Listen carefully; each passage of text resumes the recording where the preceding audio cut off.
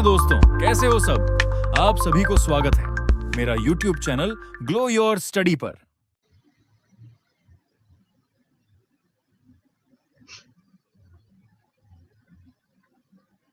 एक मिनट भाई, slide import कर रहा हूं।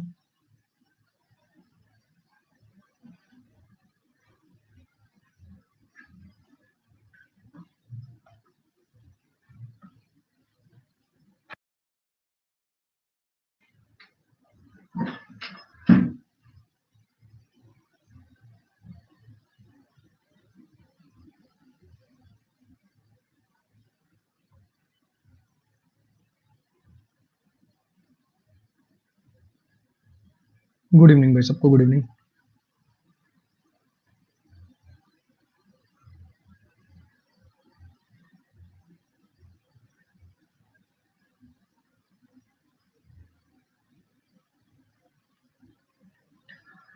चलो जी, आ जाओ, करें शुरुआत। आज अपने इस कोर्स की ये पहली क्लास है।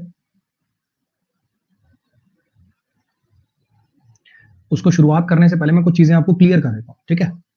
एक्चुअली क्या होता है, ये जो बैचेस होते हैं ना किसी टीचर के, ये इंडिविजुअल अपने आप में तो बैच होते हैं। जैसे वोकैब, ये अपने आप में एक मेरा बैच है जिसकी मैं लिंक वगैरह शेयर करता था। अपने आप में तो ये बैच है ही। इसके अलावा इन बैचेस को ना कंबाइंड बैचेस का भी पार्ट बनाया जाता है, ठीक। तो है क्या चीज, ये टीम ऑल स्टार्स नाम से एक बैच था, उसका भी ये पार्ट है, ठीक है। एक शायद सीईटी ब्रह्मास्त्र वाला बैच है, उसका भी ये पार्ट है ना। तो अब होगा क्या, बच्चा क्लास देखेगा, वो सोचेगा कि इंग्लिश इसमें अमन सर पढ़ा रहे हैं, और वो क्लास देखता चलेगा और रोज देखेगा कि वोकैब भी हो रही है इस बैच में, रोज ही वोकैब हो रही है इस बैच में। तो फिर उसको लगेगा यार ग्रामर कब होगी, नाउन प्रोनाउन एडजेक्टिव ये सब कब पढ़ेंगे अपन। तो मैं आपको एक चीज क्लियर कर देता हूं, मैं 2 बैचेस लेता हूं अनअकैडमी पे पेड। हर रोज मेरी 2 क्लासेस होती हैं, जिसमें जो ये वाला टाइमिंग है 6:15 टू 7:45, 6:15 टू 7:45 PM। हाँ बच्चे, कंफ्यूजन को दूर करने के लिए तो बता रहा हूं, आगे से आप कंफ्यूज नहीं रहोगे। 6:15 टू 7:45 वाला जो टाइम है, वो अभी फिलहाल के लिए मैंने दे रखा है ग्रामर प्लस आरसी के बैच को। ग्रामर प्लस आरसी के बैच के लिए grammar plus reading comprehension basically complete होता है ये, ठीक है। Fateh Singh, change pen. बच्चे तुम्हें गलत दिख रहा है, तुम अपना रिफ्रेश कर लो, ठीक है। काली स्लाइड पे काले पेन से तो नहीं लिखूंगा ऑब्वियसली, है ना। तुम रिफ्रेश कर लो, तुम्हें गलत लिख रहा है। इतना मतलब शक्ल से पागल लग सकता हूं, लेकिन इतना पागल हूं नहीं कि काली स्लाइड पे काली पेन से लिखूंगा, है ना। हाँ, कई बार ऐसे नेटवर्क इशू आ जाता है। आप अपना जब भी आपको ऐसा लगे ना यार ये व्हाइट स्लाइड पे व्हाइट पेन से लिख रहा है, ब्लैक स्लाइड पे ब्लैक ही पेन से लिख रहा है, तो फिर अपना रिफ्रेश कर लिया करो, ठीक। अभी इतनी उम्र हुई नहीं है। चलो अब जरा समझना, ये वाला जो टाइमिंग है ये मैंने बांट रखा है, ये वाला टाइमिंग है ये मैंने बांट रखा है ग्रामर प्लस आरसी के लिए, ठीक। इसका जो नया बैच है वो आएगा बच्चे 14 जुलाई को। इसका नया बैच आएगा 14 जुलाई को। पुराना कोई भी बैच बीच में आकर मत करिएगा, बिल्कुल मजा नहीं आएगा, कुछ समझ नहीं आएगा। वो बैच देख लो 14 जुलाई को तो नया ही आना है, यानी ऑलमोस्ट खत्म होने वाला है, क्या फायदा, है ना। अच्छा, ये वाला जो टाइमिंग है, जो आपका टाइमिंग है 8 to 9:15, ये दूसरा टाइमिंग है। इसको मैंने बांट रखा है 2 पार्ट में। मंडे और ट्यूसडे को तो इसमें चलता है प्रैक्टिस बैच, और वेंसडे, थर्सडे और फ्राइडे को इसमें चलती है वोकैब। मंडे ट्यूसडे को इसमें प्रैक्टिस बैच चलता है, जिसके अंदर मैं कभी एरर की प्रैक्टिस कराता हूं, कभी सेंटेंस इंप्रूवमेंट की प्रैक्टिस कराता हूं, कभी क्लोज टेस्ट की प्रैक्टिस कराता हूं। ये बेसिकली उन बच्चों के लिए जो मुझसे एक बार पढ़ चुके हैं, जिन्होंने आज तक मुझसे नाउन प्रोनाउन एडजेक्टिव कोई कोर्स कभी किया ही नहीं है, उनके लिए बच्चे बैच नहीं है। ये सिर्फ उन बच्चों के लिए जिन्होंने पहले मुझसे कोर्स कर रखा है, ठीक है। ये वाला जो वेंसडे थर्सडे फ्राइडे का जो बैच है, वेंसडे थर्सडे फ्राइडे का जो बैच है, इसके अंदर चलेगी आपकी वोकैब, रूट वर्ड के थ्रू वोकैब, नेमोनिक्स के थ्रू वोकैब, कभी इडियम फ्रेजेस, कभी फ्रेजल वर्ब, ये वाली चीजें इसके अंदर चलेंगी, ठीक है जी। काफी बच्चे लेट आए हैं, एक बार जल्दी से दोबारा देख लो मैंने क्या बोला। ये जो बैचेस होते हैं, आई एम न्यू,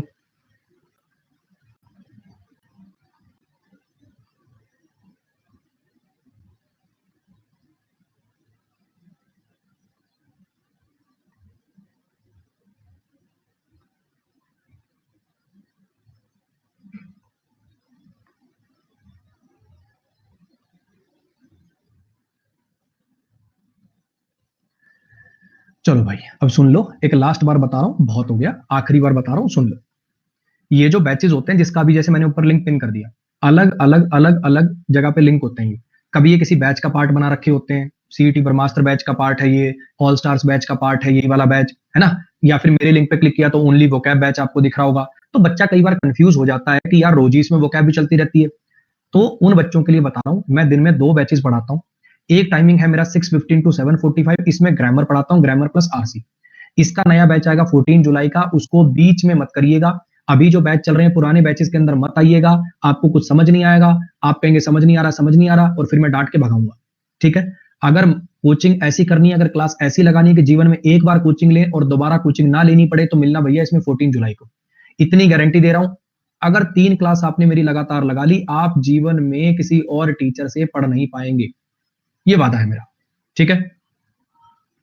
अब ये दूसरे टाइम की बात करें, 8 से 9:15। 8 से 9:15 इस टाइमिंग में मंडे ट्यूसडे को प्रैक्टिस बैच होता है, जिसमें कभी ग्रामर की प्रैक्टिस होती है, कभी क्लोज टेस्ट की प्रैक्टिस होती है, कभी वोकैब की प्रैक्टिस होती है। ये उन बच्चों के लिए जो मुझसे कोर्स कर चुके हैं। ये उन बच्चों, वोकैब की तो नहीं होती इसमें, ग्रामर और आरसी की कह सकते हो। ये उन बच्चों के लिए जो एक बार कोर्स पूरा कर चुके हैं। ठीक है जी? और ये वाला है, ये वाला वोकैब का टाइमिंग है। अब यहाँ पे एक इंफॉर्मेशन हो, जैसा कि भाई ये बार बार पूछ रहे हैं, क्या ये वोकैब बैच सफिशिएंट है? क्या ये वोकैब बैच सफिशिएंट है? क्या कोई किताब सफिशिएंट है? ये सफिशिएंट जैसा दिमाग से शब्द निकाल लो, तभी आप पेपर की तैयारी कर पाओगे, वरना सफिशिएंट पफिशिएंट के चक्कर में ऐसे ही कोचिंगों में पैसे देते रहोगे।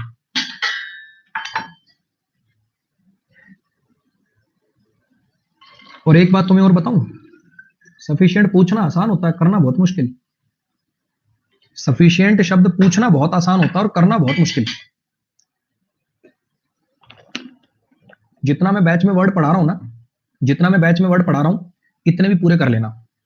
इतने तो करो, जब ये हो जाए तब कहना कि इतना हो गया है। टीचर तो तुम्हें बताता है यहां से प्रैक्टिस कर लो, यहां से प्रैक्टिस कर लो, बच्चा एकदम से तुनक के पूछ देता है, सर क्या ये सफिशिएंट है? अब इतना तो कर बावले, इतना तो कर पहले, फिर पूछियो सफिशिएंट। सफिशिएंट पूछने का अधिकार केवल उसी बच्चे को है जितना टीचर ने बताया है वो कर चुका हो।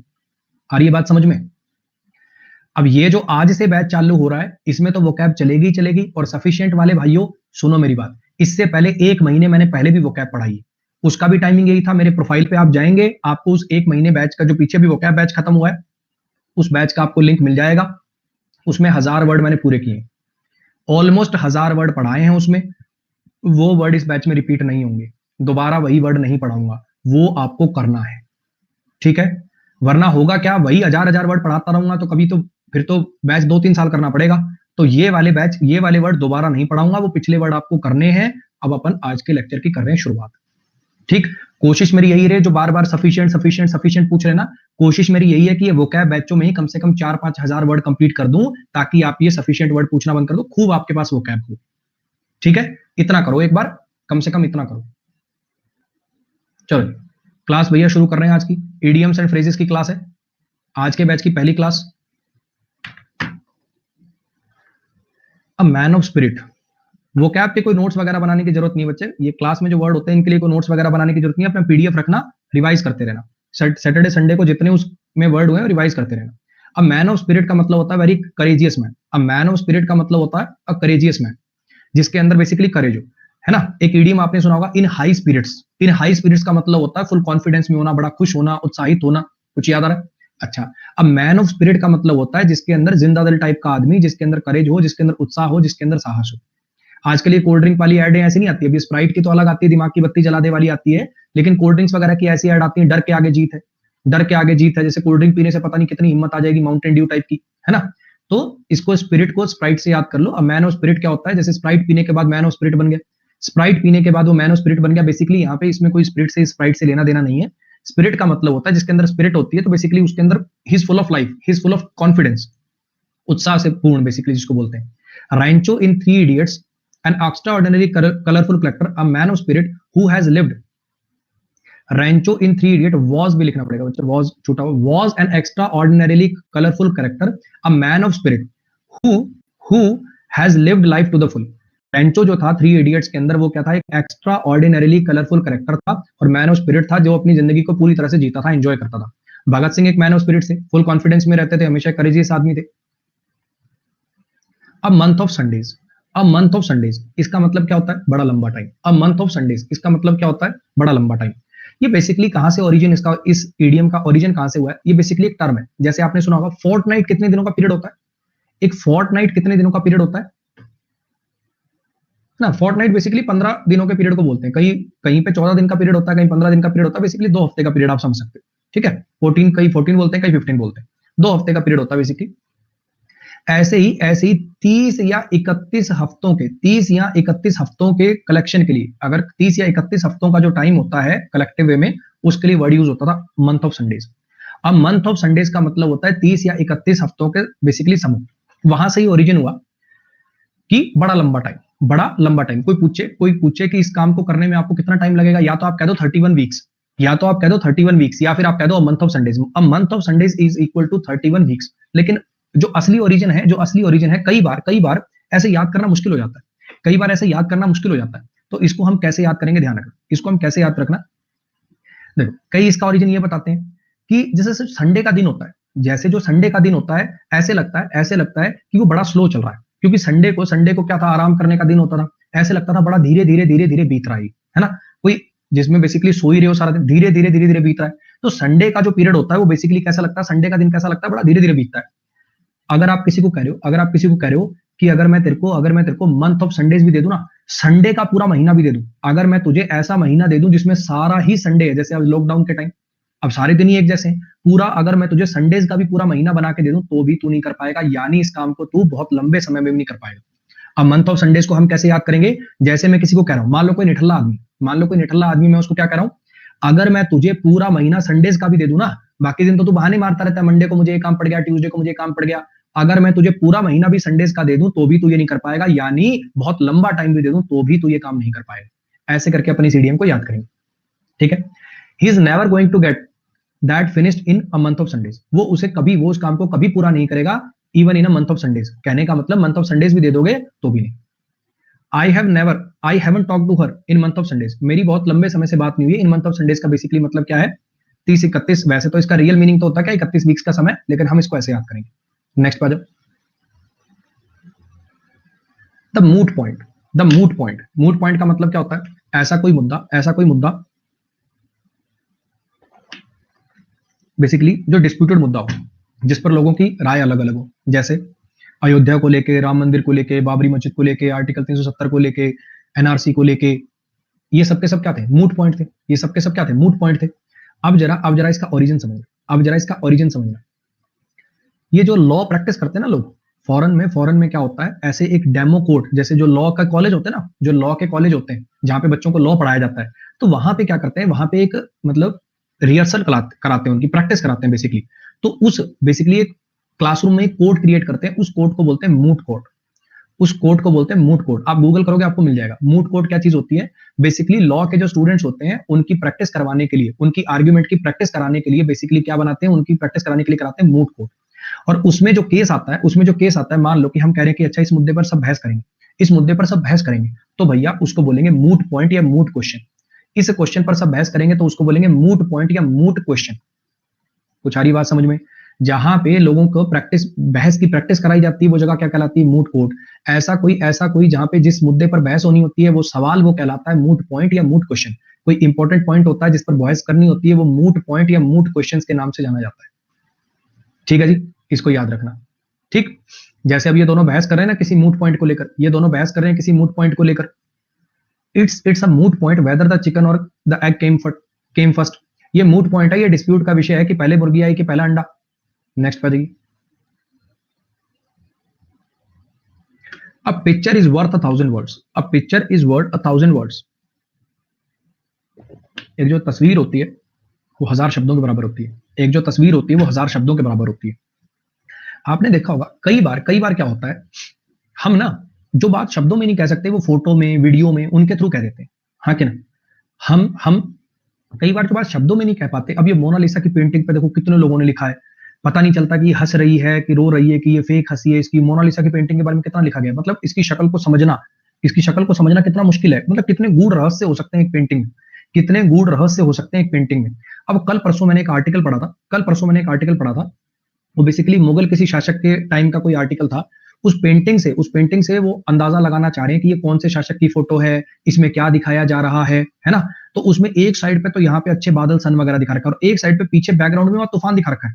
मेन पेंटिंग से उसका कोई मतलब नहीं। अभी कल परसों तो नहीं, शायद 1-1.5 महीने पहले वो आर्टिकल आया था, 1-1.5 महीना, 1-1.5 हफ्ता। वहां पे उस पे किसी का ध्यान भी नहीं जाता, उस पे किसी का ध्यान भी नहीं जाता। एक साइड पे यहाँ पे सूरज दिखा रखा है और एक साइड पे यहाँ पे तूफान दिखा रखा है, और एक आदमी दिखा रखा है जो किसी राजा को हीरे वगैरह गिफ्ट कर रहा है। तो बेसिकली एक पुराना मिथ था कि ये हीरे जिसको गिफ्ट किए जाते थे वो बेसिकली आगे चल के उसका नुकसान हो जाता था। तो ऐसा कुछ करके बेसिकली पहले अच्छा टाइम था, बाद में उसका बुरा टाइम आ गया, वो खुद ही अपने पतन का कारण बना। तो समझना, बेसिकली जो पेंटिंग्स होती हैं, पेंटिंग के थ्रू एक जो पेंटर होता है वो इतनी चीजें एक्सप्रेस कर देता है जो आप 1000 शब्दों में भी नहीं कर सकते। कुछ आई बात समझ में? कैसे याद करोगे? अब पेंटिंग इज वर्थ 1000 वर्ड्स का मतलब क्या है कि एक पेंटिंग के थ्रू जो एक्सप्रेस किया जा सकता है वो 1000 शब्दों में भी नहीं एक्सप्रेस किया जा सकता। A good presentation should contain more graphics and less of text since a picture is worth 1000 words.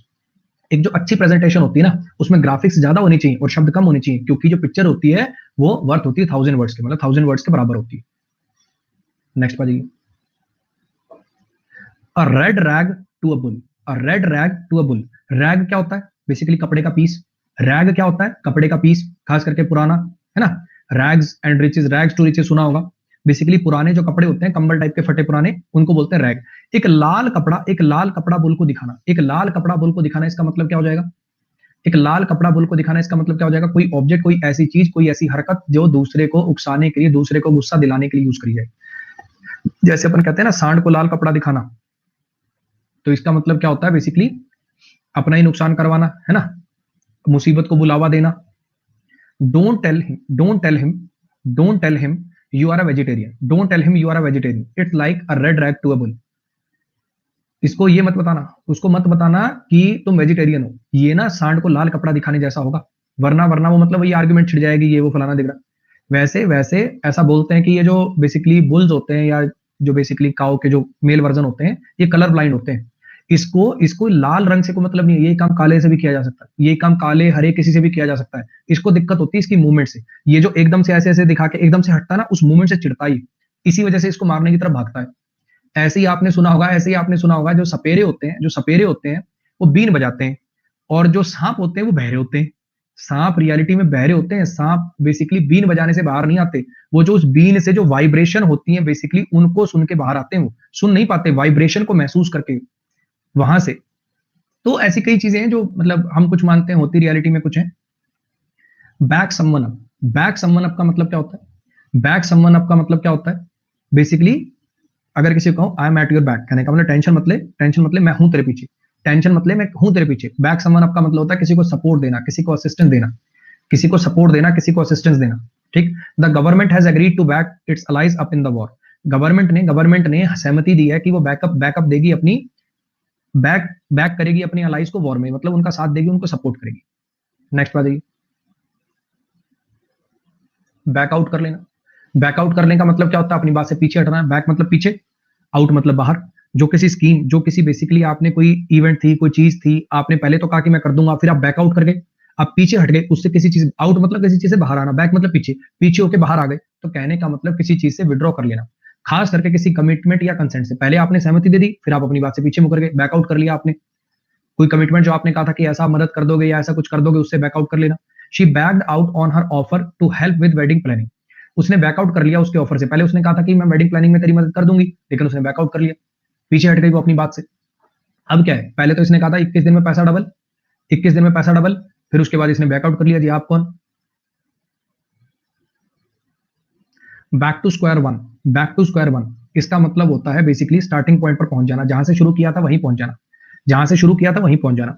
Actually photo हो रहा है, फोटो से भी याद करना आसान है, लेकिन इसका असली ओरिजिन बताऊं मैं आपको। असली ओरिजिन ये है कि पहले क्या था, टीवी तो होते नहीं थे, पहले तो टीवी तो होते नहीं थे। तो क्या होता था, मान लो कमेंट्री करनी है, फुटबॉल मैच की कमेंट्री करनी, तो फुटबॉल में आपने देखा होगा ऐसे दो हिस्सों में बांटा जाता है इसको, इसको दो हिस्सों में बांटा जाता है पूरे ग्राउंड को, इनके नंबर होते हैं 1-2। अब फुटबॉल की जब कमेंट्री करी जाएगी तो बताएगा ना कि अच्छा लेफ्ट वाले कॉर्नर पर है, अच्छा अभी खिलाड़ी यहाँ इस कॉर्नर पे दौड़ रहे हैं और ये गोल। हाँ कि ना? समझना कि बेसिकली क्या है, जब कमेंट्री करते थे तो मान लो बॉल कई बार बाहर चली गई तो वापस यहां से नहीं स्टार्ट करते थे, एक पॉइंट होता है वापस वहां से स्टार्ट होता है, तो उसको बोलते हैं back to square one. Ball वापस बैक टू स्क्वायर वन आ गई है, कहने का मतलब वहीं से जहां से शुरुआत हुई थी गेम की, बॉल वापस वहीं टिक गई है। ये था इसका ओरिजिन। तो बैक टू स्क्वायर वन का मतलब होता है स्टार्टिंग पॉइंट पर रिटर्न कर जाना, ये इसका ओरिजिन था। स्टेपू याद है? स्टेपू, छोटे थे स्टेपू खेला करते थे, 1 2 3 4 लिख लेते थे, ऐसे जा जाके वापस उसी स्क्वायर पे आना पड़ता था। बैक टू स्क्वायर वन का मतलब जहां से शुरू किया था वापस वहीं पहुंच गए। If they don't get the proposal, if they don't accept your proposal, you will be back to square one. अगर उन्होंने तुम्हारा प्रपोजल एक्सेप्ट नहीं किया ना, अगर उन्होंने तुम्हारा प्रपोजल एक्सेप्ट नहीं किया तो तुम बैक टू स्क्वायर वन पहुंच जाओगे, यानी जहां से शुरुआत करी थी वहां ही पहुंच जाओगे वापस। कई बार होता है, कई बार होता है ना कि हम कोई काम करना शुरू करते हैं, लेकिन अचानक से फिर कुछ ऐसा हो जाता है कि हम बैक टू स्क्वायर वन आ जाते हैं। लो, इतना कुछ किया, कोई काम नहीं आया, लो वहां 10 के 10 वहीं पहुंच गए। तो उसके लिए यूज होता है back to square one. Back to the drawing board, back to the drawing board, to plan it all over again. समझना, कैसे याद करोगे बताओ?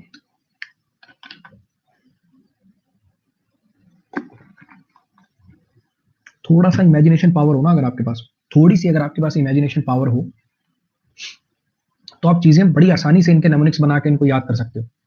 देखो, मैं आपको समझाता हूं। जब भी साइंटिस्ट कोई चीज बनाते हैं, कोई चीज करते हैं, तो पहले क्या करते हैं? उसका डायग्राम बनाते हैं, उसका चार्ट बनाते हैं। ठीक है, आपने देखा होगा अक्सर आजकल तो ये बोर्ड वगैरह बच्चे लगा के रखने लग गए, ब्लैक कलर का मार्कर रखते हैं। पहले जो साइंटिस्ट वगैरह थे उनके कमरों में देखा होगा आपने, बोर्ड वगैरह दिखाए जाते थे। पुराने साइंटिस्टों के जब वो उनकी डॉक्यूमेंट्री वगैरह बनती है, तो पुराने जो साइंटिस्ट हैं, अच्छे अच्छे फिजिक्स पढ़ाने वाले जो दिखाते हैं, ऐसे ग्रीन कलर का बोर्ड होता था और चौक से लिखते थे उस पर कुछ कुछ कुछ कुछ कुछ कुछ अपनी थीसिस लिखते रहते हैं। अचानक से पता नहीं क्या चीज क्लिक कर जाए। तो बेसिकली क्या होता है, जब भी वो कोई नया फॉर्मूला, कोई भी नई चीज करते हैं, तो बेसिकली पहले उसका चार्ट बनाते हैं। अब जैसे मान लो इन्होंने जहाज बनाया, इन्होंने जहाज बनाने की कोशिश करी, जहाज उड़ा, लो भी ये तो क्रैश हो गया, उड़ते गिर के फूट गया। अब ये सारे के सारे कहां है? Back to the drawing board हो गए, back to the drawing board हो गए। बैक टू स्क्वायर वन कह लो चाहे बैक टू ड्राइंग वन कह लो, मतलब एक ही। Back to the drawing board का मतलब है कि आपने पहले पूरी प्लानिंग करी, पहले बेचारों ने यहाँ पे ड्राइंग बोर्ड पे उसकी पिक्चर बनाई, फिर उसके बाद उसकी और स्पेसिफिकेशन, ये लकड़ी खरीदना या जिस भी एलिमेंट का इन्होंने बनाया, मेटल खरीदना, ये सारे काम उन्होंने किए और अंत में मान लो ये प्रोजेक्ट जो था वो फेल हो गया। तो फिर भैया ये वापस ड्राइंग बोर्ड पे पहुंच गए, दोबारा ड्राइंग बनाओ, बिल्कुल शुरुआत से दोबारा शुरू करो। अगर कोई प्रोजेक्ट फेल हो जाता है तो आपको वापस पूरा काम शुरुआत से शुरू करना पड़ता है। तो क्या हो जाएगा? Back to drawing board. The government must go back to the drawing board and review the whole issue of you training.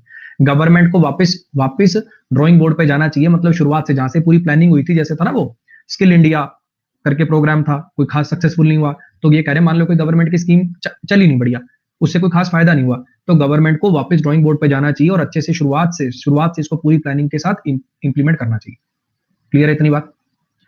Next बताइए। ट्विंकल भारती जी कह रही हैं आज कितने ईडीएम होंगे? ऐसे सवालों का क्या तुक है बताओ? उससे कोई फर्क पड़ेगा? जो मेरा आंसर होगा उससे क्या फर्क पड़ेगा? एक्सप्लेन कीजिए। ट्विंकल जी एक बार एक्सप्लेन कीजिए, मैं सुनना चाहता हूं, एक बार मैं सुनना चाहता हूं कि इससे क्या फर्क पड़ेगा, क्या जीवन में क्या फर्क आएगा?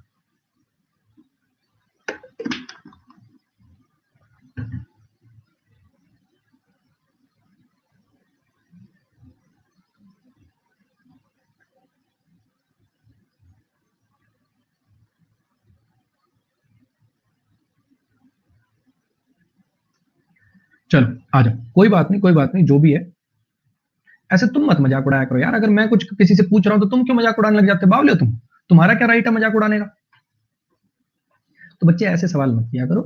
अब ऐसा तो है नहीं कि मैं चुप हो रहा हूं या कोई मजाक कर रहा हूं, बीच में तुम्हें मैं कोई कहानियां सुनाने लग गया, अपने टाइम पास कर रहा हूं, ऐसा तो है नहीं, है ना? पढ़ा रहा हूं ना, लगातार बोले जा रहा हूं, कॉन्टिन्यूस। तो ऐसे सवाल मत किया करो, सर आज कितने एडीएम होंगे, आज क्या होगा, सर दाढ़ी कब बनवाई लास्ट, बाल सही कटा रखे हैं सर।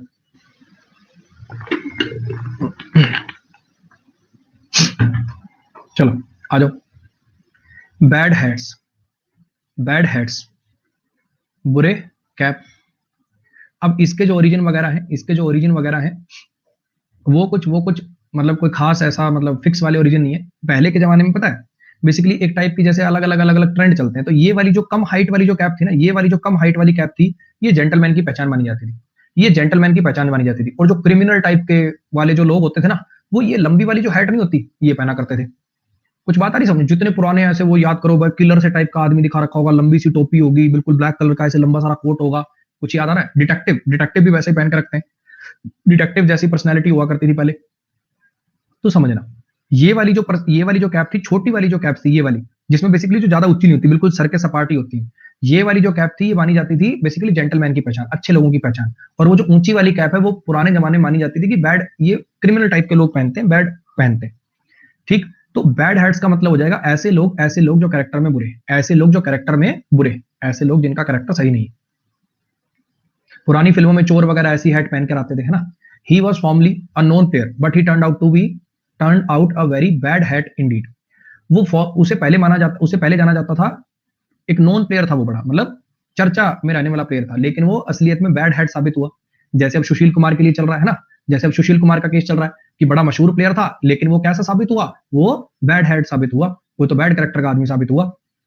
नेक्स्ट पर देखिए, the ball is in your court, the ball is in your court, जिसको बोलते हैं ना, अब बॉल तुम्हारे पाले में है, अब तुम्हें डिसीजन लेना है।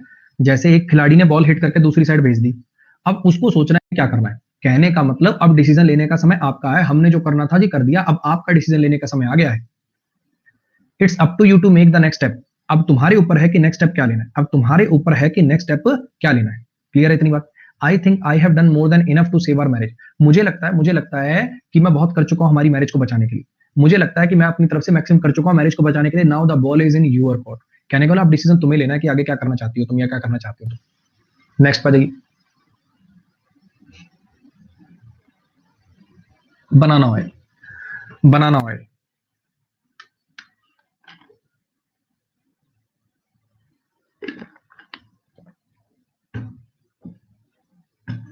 करिश्मा जी बच्चे बार बार मैसेज मत करिए, थोड़ा समझिए।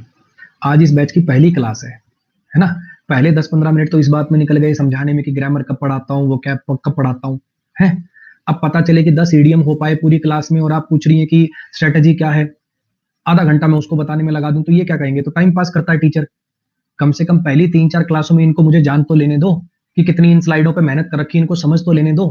पहले इस बैच की आज फर्स्ट क्लास है बच्चे, समझो उस बात को, क्या इंप्रेशन जाएगा।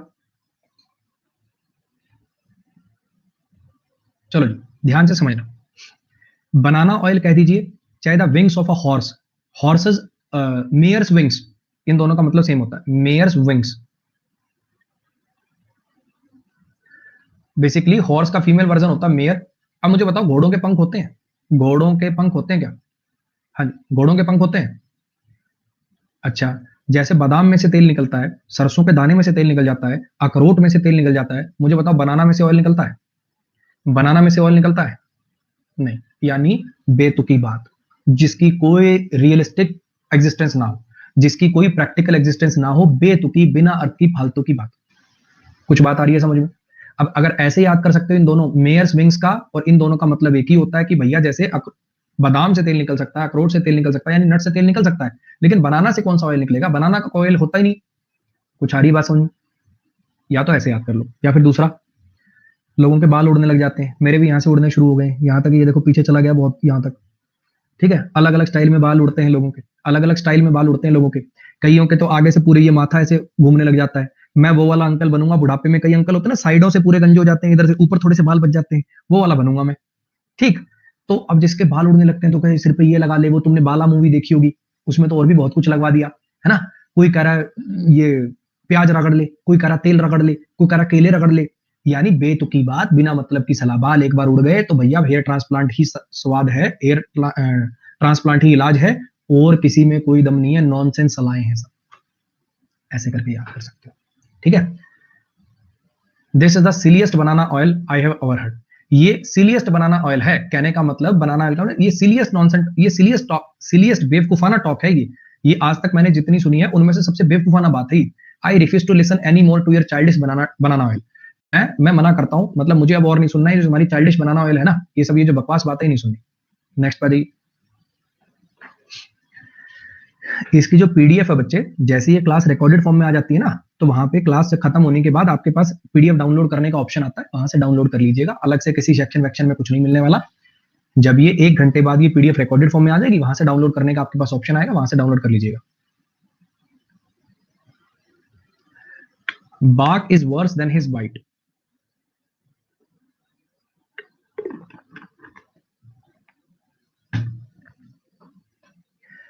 इसका बेसिकली मतलब है, जैसे होता है ना गरजने वाले बादल बरसते नहीं, गरजने वाले बादल बरसते नहीं है, कहने का मतलब भौंकता हुआ देख के तो लग रहा था पता नहीं क्या कर देगा, लेकिन उसके काटने में कोई दम ही नहीं था, लेकिन उसके काटने में कोई दम ही नहीं था। कुछ हरी बात समझ में? मतलब जैसे गरजने, हिंदी में कहते हैं ना अपन गरजने वाले बादल बरसते नहीं है। अब तुमने ये जो कुत्ते होते हैं भैया एक वीडियो मुझे लगता है आप में से बहुत लोगों ने देख रखी होगी, ऐसी वीडियो एक वो वाली नहीं देखी होगी तो कोई ना कोई और जरूर देखी होगी। एक कल परसों मैंने वीडियो देखी, देखो ऐसे क्या है, मान लो ये घर की बाउंड्री है, जिस घर का वो कुत्ता है इस घर की मान लो बाउंड्री, ठीक, इस घर के बाहर एक कुत्ता यहां भौंक रहा है, तो जो इस घर का ओरिजिनल कुत्ता है वो यहां था, यहां पे ही चाहता तो इससे लड़ सकता था, चाहता तो इससे लड़ सकता था, भैया यहां से आएगा, यहां आया, इसके अंदर कूदा, फिर यहां आके ये भौंकने लग रहा है, मतलब लड़ना नहीं है, लड़ना नहीं है, खाली भौंकना है। एक और वीडियो आप लोगों ने देखी होगी, दो कुत्ते हैं और बीच में गेट है, जैसे ही वो गेट बंद होता है भौंकना शुरू कर देते हैं, जैसे ही गेट खोल दो चुप हो जाते हैं। तो कहने का मतलब जो गरजते हैं वो बरसते नहीं, जो भौंकते हैं वो काटते नहीं, ये वही वाली बात है। कुछ सारी बात समझ में, कई बार हमें लगता है कि ये हमें ये कर देगा वो कर देगा वो कर देगा, लेकिन रियलिटी में वो वैसा नहीं करते, रियलिटी में उनसे डरने की कोई खास जरूरत नहीं होती, ये सेंटेंस का मतलब है।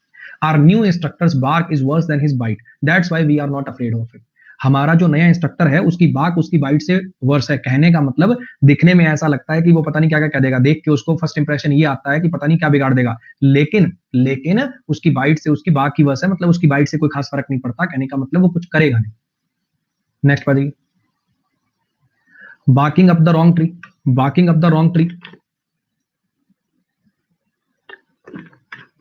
किसी गलत आदमी पर संदेह कर लेना, किसी गलत आदमी पर शक कर लेना, किसी गलत चीज पर शक कर लेना। इसको कैसे याद करोगे? अब जैसे मान लो ये कुत्ता है, ठीक है, अब ये बेसिकली ये बिल्ली ना मान लो म्याऊं म्याऊं आवाज निकाल रही है, ठीक, अब इसको बावले को समझ में नहीं आ रहा कि कहां से आ रही है आवाज, बिल्ली इस पेड़ पे बैठी है और भौंक रहा है इस पेड़ के पास, समझ आ रही है कुछ बात? बेसिकली किसी गलत आदमी पर संदेह कर लेना, किसी गलत आदमी पर संदेह कर लेना। एक एग्जांपल, रियलिस्टिक एग्जांपल से समझना, फिर इस फोटो पे भी आएंगे, फिर इस फोटो पे भी आएंगे। मान लो हम एक ऑफिस में काम करते हैं, हम एक ऑफिस में काम करते हैं, मेरी किसी से नहीं बनती, मान लो मेरी किसी से नहीं बनती, ठीक है, अच्छा, तो अब वो आया मेरे पास, तूने ना मेरे ऑफिस से वो डॉक्यूमेंट चुरा के अच्छा नहीं किया, तेरे को क्या लग रहा है, तेरे को क्या लग रहा है वो फाइल चोरी कर लेगा, तू प्रोजेक्ट बना लेगा तो तेरा तेरा प्रमोशन हो जाएगा। आ रहा भैया, ना मुझे ये पता कौन सी फाइल की बात कर रहा है, बिना मतलब मेरे ऊपर इल्जाम लगाया जा रहा है, तूने ये किया तूने ये किया। मैं क्या कह रहा हूं भाई, सुन देख, मैंने ऐसा कुछ नहीं किया, you are barking up the wrong tree, you are barking up the wrong tree, मतलब तुम गलत पेड़ के आगे भौंक रहे हो, तुम गलत पेड़ के आगे भौंक रहे हो। कुछ आ रही बात समझ में? अब कुछ इसका रियलिस्टिक मीनिंग समझ में आया। अब इसको कैसे याद करेंगे, ऐसे करके, मान लो ये जो कुत्ता है इसको समझ में नहीं आ रहा कि कौन से पेड़ से आवाज आ रही है, मान लो ये कुत्ता है इसको समझ में नहीं आ रहा कि कौन से पेड़ से आवाज आ रही है, तो ये इस पेड़ के आगे आके भौंक रहा है जबकि आवाज इस पेड़ से आ रही है, तो गलत जगह पर संदेह कर लेना, गलत जगह पर संदेह कर लेना, गलत आदमी पर गलत चीज पर संदेह कर लेना। His wife thinks he is under suspicion. His wife thinks he is under suspicion, but I am sure she's barking up the wrong tree. उसकी वाइफ को ऐसा लगता है, उसकी वाइफ को ऐसा लगता है कि वो शक के घेरे में, उसकी वाइफ को ऐसा लगता है कि उसका जो पति है वो शक के घेरे में, लेकिन मैं ये श्योर हूं कि वो गलत गलत ट्री पर बात कर रही है, मतलब गलत संदेह कर रही है बिना मतलब का। She thinks it will solve the problems. उसे ऐसा लगता है कि इससे प्रॉब्लम सॉल्व हो जाएगी, लेकिन मुझे ऐसा लगता है she is barking up the wrong tree. Next बात देखिए, इतना लंबा मैसेज लिखा है, लेकिन मुझे लगता है कि ऊपर ऊपर से अगर इसको पढ़ूं तो इसमें तारीफ है बहुत सारी। चलो जी, दिल से धन्यवाद। ऊपर ऊपर से मैंने पढ़ लिया, एरर होने लग गए हैं, ये वो ये सारी बातें मैंने पढ़ ली हैं, thank you. Batten down the hatches, batten down the hatches,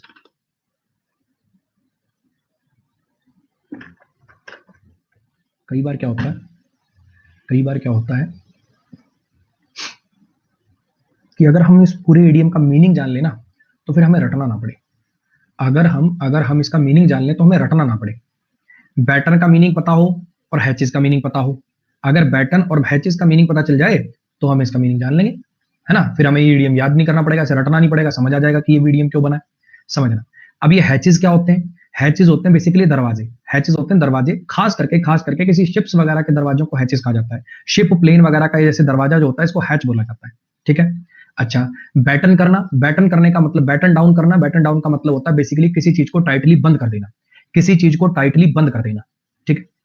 अब देखो ये बेसिकली कहां पे यूज होता है, पानी का जहाज होता है, पानी का जहाज जब मान लो समुद्र शांत है, तो ऊपर के जो बेसिकली एक तो पानी में डूबा हुआ हिस्सा होता है, उससे जो कुछ ऊपर का हिस्सा होता है उसमें भी ऐसे खिड़कियां वगैरह खोल के आप आराम से एंजॉय कर सकते हो।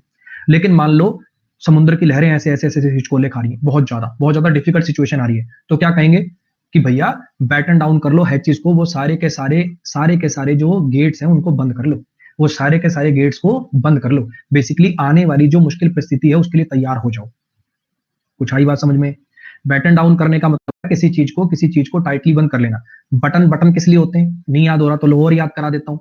बटन किस लिए होते हैं? शर्ट को बंद करने के लिए। ऐसी बैटन डाउन करने का मतलब होता है किसी चीज को क्लोजली टाइटली बंद करना। और हैचेस का मतलब होता है ये छोटे दरवाजे जो शिप या एयरप्लेन में होते हैं। अगर किसी चीज के दरवाजों को टाइटली बंद करने के लिए कहा जा रहा है तो बेसिकली क्या कर रहे हो आप? आने वाली मुसीबत, घर का सोच लो ना यार, तूफान आने वाला होता है, आंधी तेज आने वाली होती है, तो अपने घर वाले सारे क्या कहते हैं? जल्दी जल्दी सारे गेट बंद कर लो, नहीं भैया बजेंगे गलती से, है ना? तो आने वाली डिफिकल्ट सिचुएशन के लिए खुद को प्रिपेयर करना। A natural tendency in times of recession is to batten down the hatches. Recession के दौरान, मंदी के दौरान नेचुरल टेंडेंसी है बैटन डाउन द हैचेस, अपने आप को तैयार करने, अगली सिचुएशन के लिए तैयार करना नेचुरल टेंडेंसी है। When you are coming down with flu, can do is batten down the hatches and wait for it to pass. अगर तुम्हें फ्लू वगैरह हो जाए, मान लो तुम्हें कोरोना हो जाए या फ्लू हो जाए, तो और कुछ तुम्हारे पास ऑप्शन नहीं। क्या ऑप्शन है तुम्हारे पास ये ऑप्शन है कि उम्मीद करो कि सब कुछ ठीक हो जाएगा। बैटन डाउन द हैचेस मतलब अपने आप को तैयार कर लो, इम्यूनिटी अपनी बूस्ट वगैरह कर लो, है ना? और ये सोचो, इंतजार करो उसके जाने का। Be a dab hand at something. Be a dab hand at something.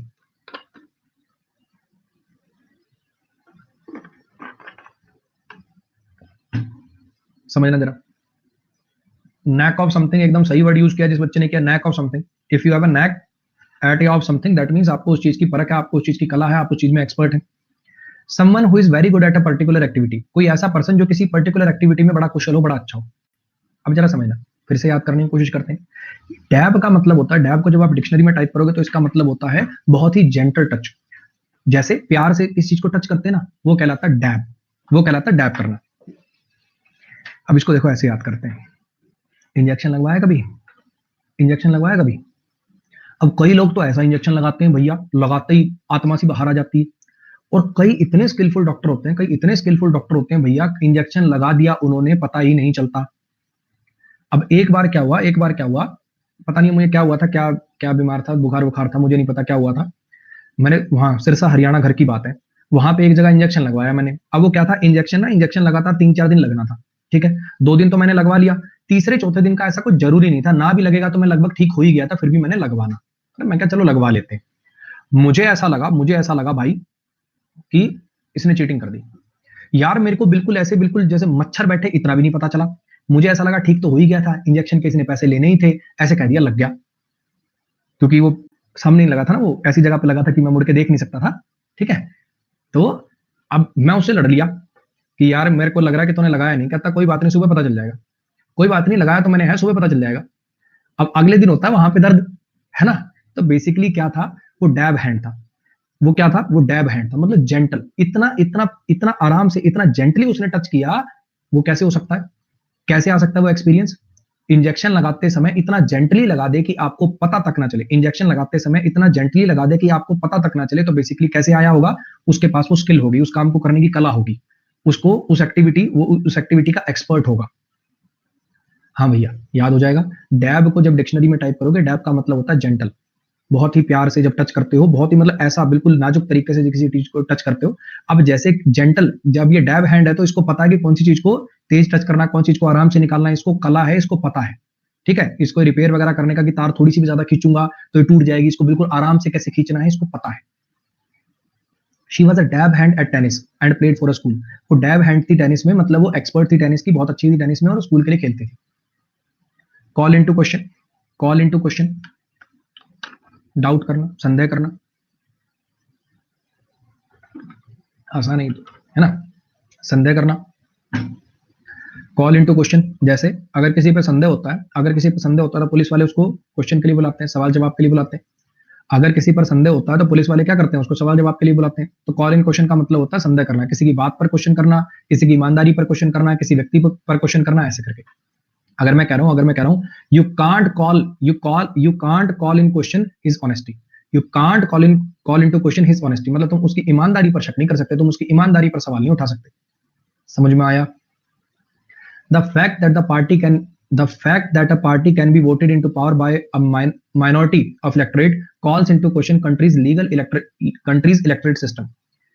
कि ये फैक्ट की एक ऐसी पार्टी जो माइनॉरिटी में थी, ये फैक्ट की एक ऐसी पार्टी जो माइनॉरिटी में थी, मतलब जिसे मेजॉरिटी वोटिंग मिले, माइनॉरिटी वोट मिले, फिर भी अगर वो पावर में आ जाए तो इससे इससे सवालिया निशान लगते हैं, इससे डाउट क्रिएट होते हैं कंट्री के इलेक्टोरेट सिस्टम के ऊपर।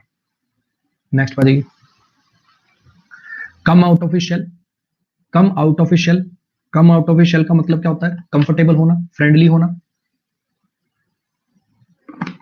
अपने शेल से बाहर आना। अपने शेल से बाहर आना का मतलब क्या होता है? कंफर्टेबल होना। देखो, हाँ, मैं यही पूछना चाह रहा था, जैसे क्या होता है ना, जैसे अब ये लॉस्ट चाइल्ड ने जैसे लिखा, कई बार पता क्या लगता है, कई बार ऐसे लगता है कि किसी के लिए कोई चीज अच्छी थी, जैसे कछुए से हम इसको इमेजिन कर लेते हैं, कछुए से हम पता है इसको क्या इमेजिन कर लेते हैं कि कछुए ने अपना खोल उतार दिया, कछुए ने अपना शेल उतार दिया, तो अब बेसिकली उसको क्या होगा, अब उसको क्या होगा, अब उसके ऊपर और ज्यादा वनरेबल हो जाना, है ना, ऐसा वाला मीनिंग हम इमेजिन कर लेते हैं, लेकिन ये सही मीनिंग नहीं है। आप कुछ और इमेजिन कर रहे हो, वो वाली कहानी नहीं, एक कहानी सुनी होती है बच्चों ने, एक कछुआ था, वो को अपनी माँ को कहता है कि ये खोल से मैं बड़ा परेशान रहता हूँ, फिर वो उसको निकाल देता है और अगली में कोई जानवर आ जाता है, उसको खा जाता है, मार देता है, तो उसको ऐसे पछतावा होता है अपनी इसी बात पे। यहाँ पे पॉजिटिव मीनिंग में, अब इसको जैसे मैं याद करा रहा हूँ, ध्यान से सुनना। कछुआ जो होता है, इसके आगे जाके अगर तुम खड़े हो जाओ, इसके आगे जाके अगर तुम खड़े हो जाओ, इसको थोड़ा सा भी डर महसूस होगा ना, तो ये अपनी मुंडी इस खोल के अंदर ले जाएगा, ऐसे अंदर छुप जाएगा एकदम से। अगर ये थोड़ा सा भी अनकंफर्टेबल फील करेगा, थोड़ा सा भी अगर ये डर रहा है, तो ये अंदर चला जाएगा, है ना। अगर अगर ये अपने खोल से बाहर आ रहा है, यानी मुंडी बाहर निकाल रहा है, अगर ये अपने खोल से बाहर निकाल रहा है, तो इसका मतलब ये कंफर्टेबल फील कर रहा है, फ्रेंडली हो रहा है। मतलब जैसे आपने कछुए को कुछ खाने को दे दिया या फ्रेंडली फील करा दिया, हल्का सा हाथ फेर दिया, तो ये आपके सामने भी खोल से बाहर आ रहा है, इसका मतलब वो कंफर्टेबल फील कर रहा है, फ्रेंडली हो रहा है। अगर कोई पर्सन अपने खोल से बाहर आता है, शेल से बाहर आता है, पहले शेल के अंदर था, किसी से मिलता नहीं था, किसी से बात नहीं करता था, शेल से बाहर आ रहा है, इसका मतलब लोगों से मिल रहा है, लोगों से बात कर रहा है, इसका मतलब वो क्या हो रहा है? फ्रेंडली हो रहा है। It took Dan a few weeks to come out of his shell, but he's doing well now. कुछ समय लगा डैन को अपने शेल से बाहर आने के लिए, मतलब कंफर्टेबल होने के लिए, लोगों से फ्रेंडली बात करने के लिए, लेकिन अब वो अच्छा कर रहा है, अब उसमें काफी प्रोग्रेस है। Can't hold a candle, can't hold a candle.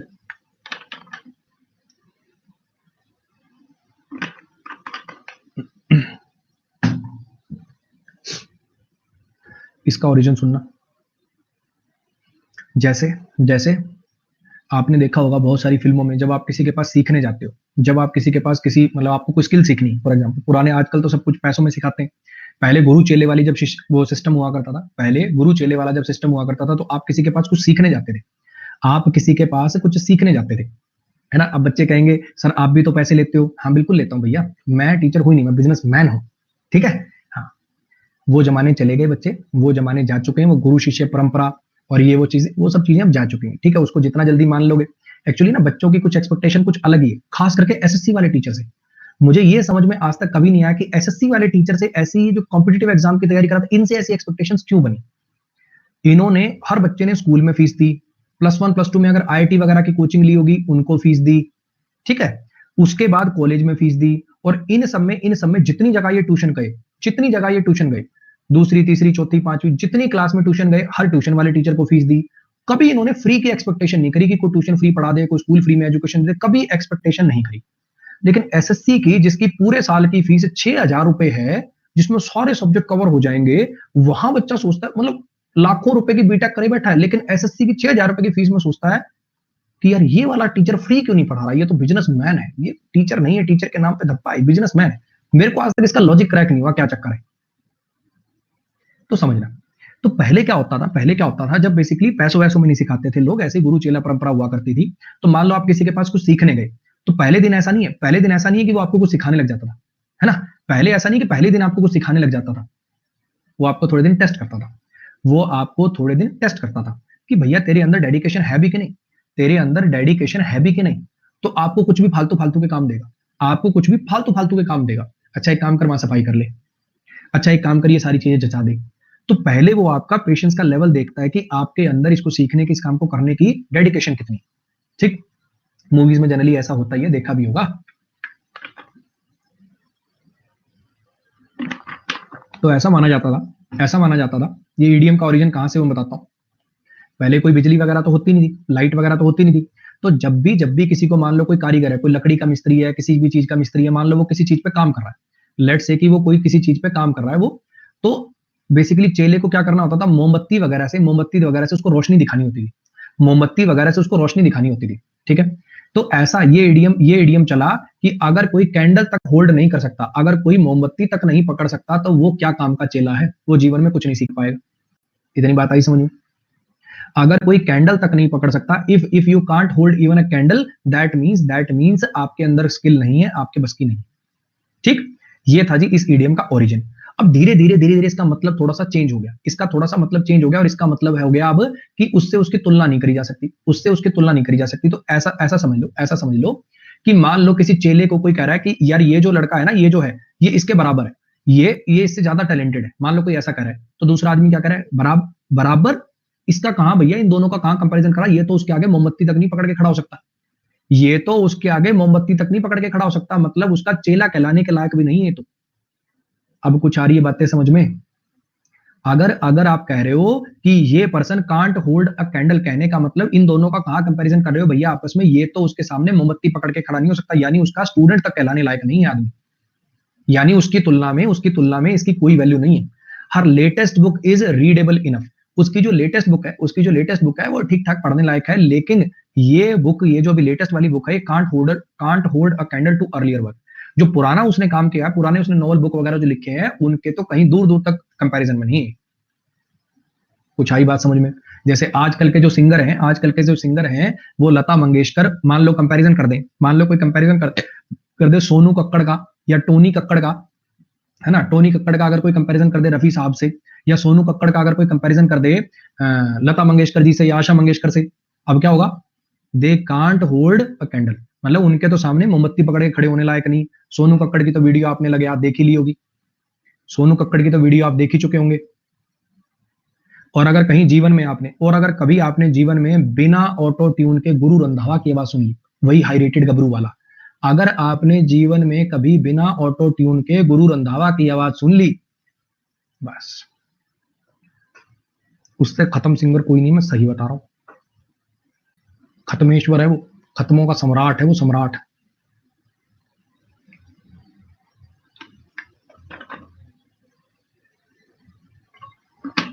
ढिंचक पूजा की तो बात ही हो रहा है, ढिंचक पूजा कम से कम अपने आप को सिंगर मानती तो नहीं है, उसका दिल तो जमीर तो जानता है कि मैं सिंगर नहीं हूं।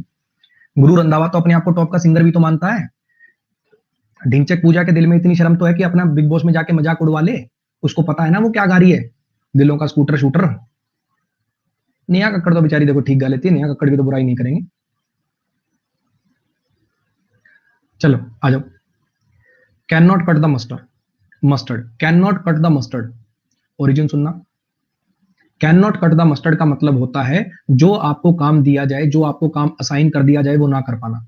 Can not cut the mustard का मतलब होता है जो आपको काम दे दिया जाए, जो आपको काम असाइन कर दिया जाए वो काम ना कर पाना।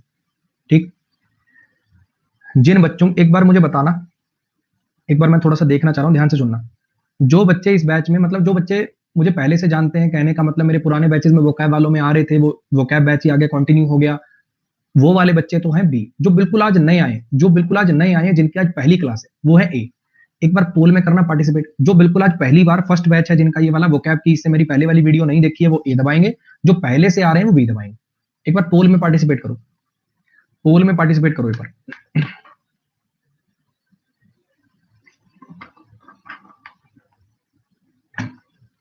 लगभग 40% बच्चा नया है, बाकी 60% पुराना है। चलो कोई नहीं, अब जरा सुनना मैं क्या कहना चाह रहा हूं।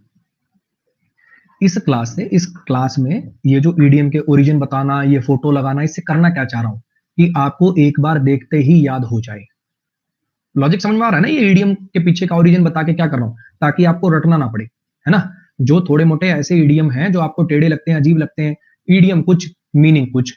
अब इसका कहीं से can not cut the mustard, राई को ना काटना, राई को ना काट पाना, इसका कहीं से मतलब निकलेगा ये वाला।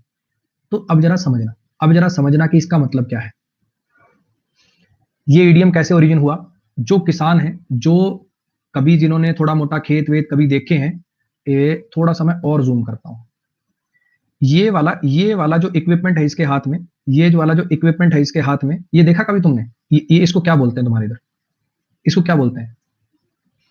हरियाणवी में तो दाती, द्राती, पंजाबी में भी ऐसे कुछ बोलते हैं इसको, शायद भोजपुरी या बिहार वगैरह में हसिया, ऐसा कुछ बोलते हैं, ये सुना होगा।